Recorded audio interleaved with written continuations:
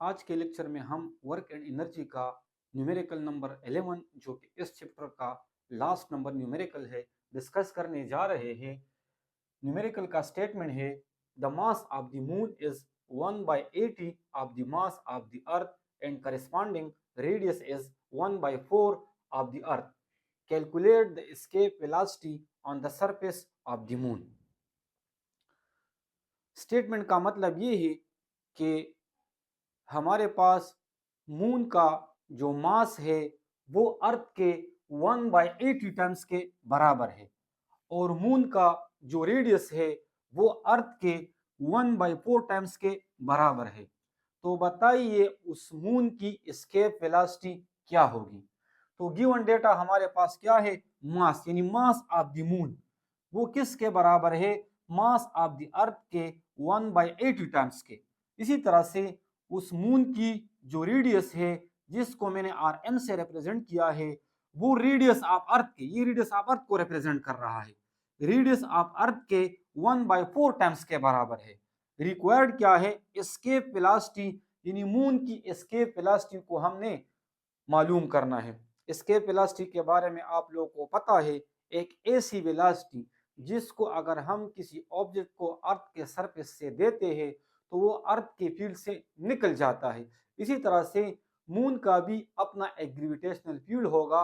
अगर मून के सरफेस से हम एक ऑब्जेक्ट को किसी खास किस्म की वेलोसिटी दे दे जिसकी वजह से वो मून के ग्रेविटेशनल फील्ड से निकल जाए तो वही हमारे पास क्या कहलाती है, वही कहलाती है एस्केप वेलोसिटी। तो we know that escape velocity का जो इक्वेशन है उसके बारे में हमें मालूम है, इसको आप लोगों ने याद रखना होगा। ये जो इक्वेशन है, ये जो टॉपिक है, ये लॉन्ग क्वेश्चन के लिए भी इंतहाई इम्पोर्टेंट है और कंसेप्चुअल क्वेश्चन के लिए भी इंतहाई इम्पोर्टेंट है। तो इसको आप लोगों ने याद रखना होगा।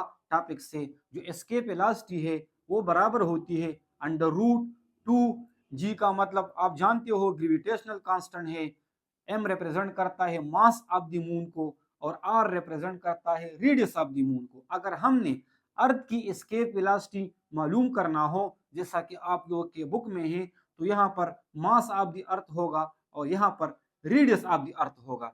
लेकिन यहाँ पर चूंकि हमने मून के लिए निकालना है तो इसीलिए हमने सैम्बल में उसी के सैम्बल यूज किए हैं। तो एस्केप वेलोसिटी अब किसके बराबर आ जाएगा, √2 अपनी जगह पर, जो जी है वो भी अपनी जगह पर आ जाएगा। लेकिन मास ऑफ द मून जो है स्टेटमेंट में उन्होंने दिया है कि mass of the moon mass of the earth के 1/80 टाइम्स के बराबर है। इसी तरह से जो रेडियस ऑफ द मून है वो रेडियस ऑफ द अर्थ के 1/4 टाइम्स के बराबर है। क्लियर। अब इसके बाद आप लोगों ने करना क्या है, इसकी जगह पर वैल्यू पुट करनी होगी, 2 की वैल्यू पुट करनी होगी। इसकी जो वैल्यू है यूनिवर्सल कांस्टेंट है ये आप लोगों को याद होना चाहिए, उसकी वैल्यू पुट करनी होगी। और जो मास ऑफ द अर्थ है ये भी आप लोगों को याद होना चाहिए, बुक में है। इस कांस्टेंट की वैल्यू को भी आप लोगों ने याद रखना होगा।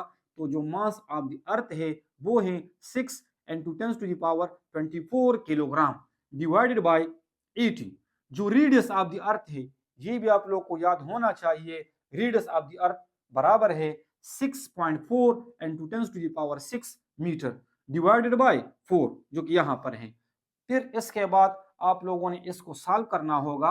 कैलकुलेटर की मदद से हम इसको इजीली सॉल्व कर सकते हैं क्योंकि पेपर में कैलकुलेटर अलाउड है। तो इससे जो वैल्यू आ जाती है एस्केप वेलोसिटी की वो बराबर होगी 2490 मीटर पर सेकंड।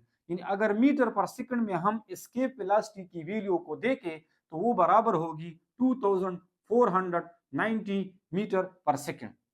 अब अगर इसको आप लोगों ने किलोमीटर पर सेकंड में कन्वर्ट करना हो तो आप लोगों को पता है जो साइंटिफिक नोटेशन है, हम यहाँ से एक हिस्सा जा रहे हैं, दूसरा, साथ में तीसरा।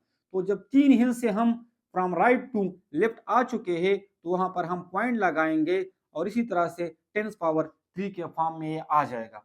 तो जो 10⁻³ है ये बराबर होता है किलोमीटर के। तो किलोमीटर में जो एस्केप वेलोसिटी है उसकी वैल्यू आ जाएगी 2.49 किलोमीटर पर सेकंड। आप लोग इसको अप्रोक्सीमेटली ले सकते हो 2.5 किलोमीटर पर सेकंड। इसके बराबर भी आप लोग ले सकते हो अगर हम इसका राउंडिंग अप कर दें।